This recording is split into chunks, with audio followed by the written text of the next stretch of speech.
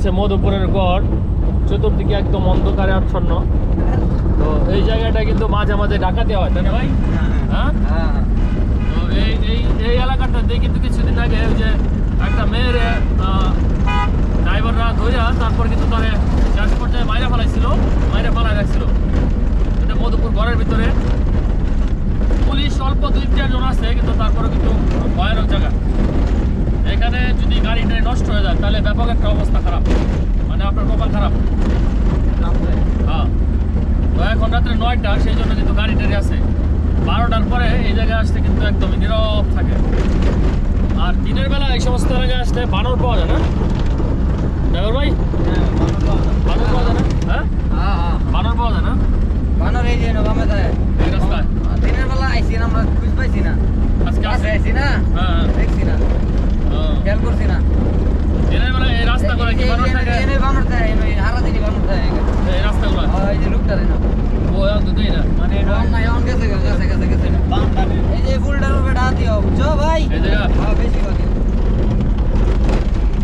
গাছ দেখে রাখুন। এই যে এই পুলটার এখানে মূলত রাত্রেবেলায় দস্যুরা মূলত আটকায়।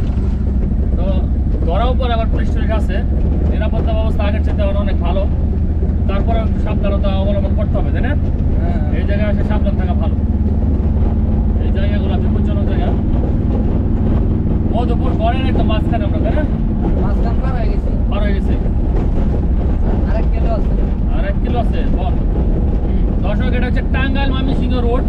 হ্যাঁ, টাঙ্গাইলের অংশ এটা না? টাঙ্গাইলটা এটা টাঙ্গাইলের অংশে আমরা আছি। সামনে টাঙ্গাইল শেষ।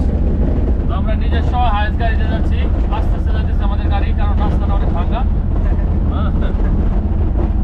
আমাদের ভাই ড্রাইভার যাওয়া যায় না। নাম কি ভাই তোমার? আমার নাম শাহাদাত হোসেন। কারো যদি গাড়ি টাড়ি লাগে আপনারা ফোন দিতে পারেন ভাইয়ের নাম্বারে। ভাই অনেক ভালো, ব্যবহার খুব সুন্দর। ফোন নাম্বার দিয়ে দিবেন আমরা ডেসক্রিপশনে। তো দেখুন রাস্তা একদম অন্ধকার। যা হোক, ভিডিওটি এ পর্যন্তই রাখবো। তো যারা ময়মনসিংহ থেকে টাঙ্গাইল যেতে চান রাত্রিবেলা, বা টাঙ্গাইল থেকে ময়মনসিংহ আসতে চান, এই 4-5 কিলো রাস্তা। কয় কিলো ভাই?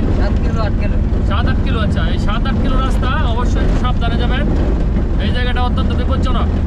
এখানে কিছুদিন পর ডাকাতি হয়, বিশেষ করে গাছ ফেলে, এই বড় বড় বনের গাছগুলো ফেলে এই জায়গায় কিন্তু ডাকাতিটা হয়, এবং বেশ কিছু মৃত্যুর ঘটনা কিন্তু এদিকে ঘটছে। আমি ব্যক্তিগতভাবে যথেষ্ট ভয় ছিলাম। তো আমাদের ড্রাইভার ভাই আবার অত্যন্ত সাহসী লোক, সে বলতেছে আল্লাহ ভরসা, কোনো ভয় নাই। স্বাগতম না? তাহলে আমরা ময়মনসিংহ অংশে ঢুকলাম, আসি না এখনো। দূরে আছে? ময়মনসিংহ জেলায় এসে বসছি। যাক, নিজের জেলায় আসলাম।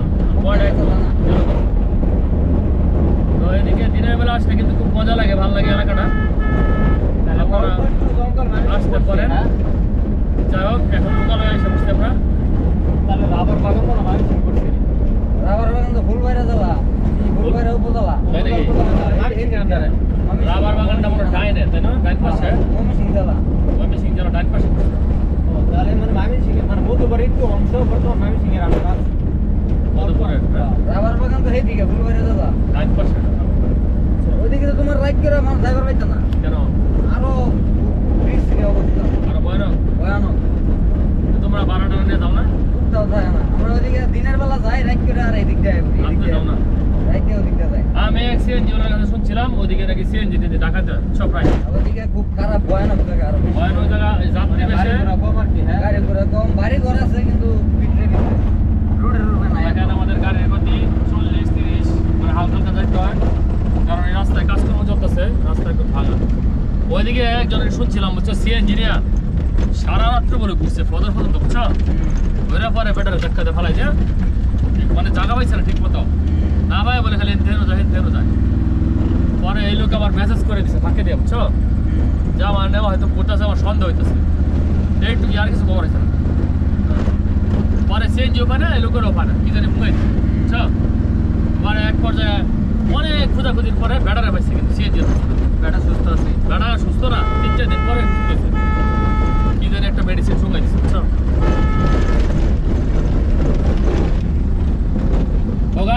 এই পর্যন্ত রেখে দিলাম। এটা মূলত হচ্ছে সচেতনতামূলক আপনাদের জন্য করা। তো ভালো থাকবেন সবাই, লাইক কমেন্ট করবেন আর শেয়ার করে অবশ্যই ভিডিওটা ছড়িয়ে দিবেন।